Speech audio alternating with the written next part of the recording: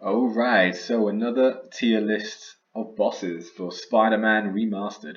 Played this on my Steam Deck, and to be honest with you, this is not a hard game, and the bosses are not hard. And compared to Dark Souls, compared to Sekiro, I played this after Neo 2, and so Neo 2 had like 40 plus bosses. Spider-Man has just got about, I think, just around 10 or so bosses, including the DLC.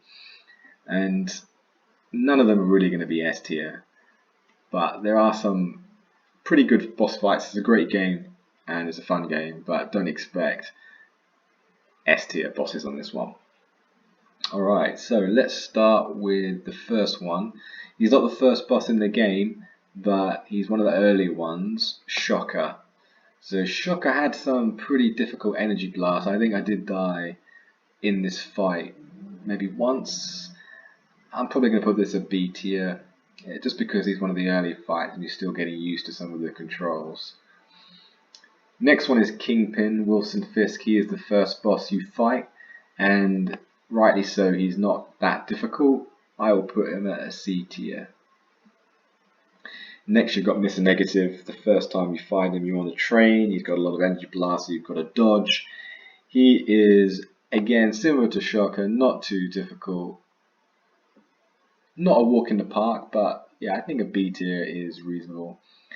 Then this guy who's got his head chopped off here is actually Tombstone, one of the side missions. This probably took me about 6 minutes overall to fight him, so he's definitely a bit more challenging, a bit more needing endurance to take him on than the other ones. It's not that difficult, but would I put him as an A or a B? Tombstone. Oh, you know what? I am going to put him at a B tier as well. Alright, next one, Mr. Negative, his final form in demon version in the realm, the energy realm. This is going in B tier as well. I didn't die in that fight. It was fairly simple. Alright, this next one, so there's a couple of fights where you actually got to fight two bosses at the same time. So this one here is Rhino and is it Scorpion that you fight together. I'll tell you what, this is going to probably be an A tier for me, just because Rhino was annoying to fight, and the Scorpion firing poison at you as well. I think anything which is two bosses is always going to be annoying for me. I prefer to fight one-on-one, and I did die a few times more than the other ones, so it's going to be A tier. Now, here we got Dr. Octopus, the final boss in Spider-Man Remastered. A very long fight, but overall it's fairly straightforward. It's not that difficult, and so it's going in B tier. Alright, next up is Hammerhead. Yeah, that's going in B tier.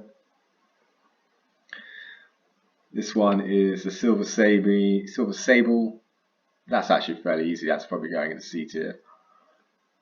This one is Hammerhead again, but his last time you fight. So you fight him twice. This is the last fight you fight on the ship, the warship. Yeah, that's probably going into B tier as well. And then this one is another the fights where you're fighting two of them at the same time. This is Vulture and Electro. This was more annoying than anything, just because there's a lot of things happening, and again, you're fighting two bosses at the same time. Just because there's two, I'm going to put this at A tier as well. Anything with two bosses is just annoying. But again, none of them are S tier. It wasn't too difficult.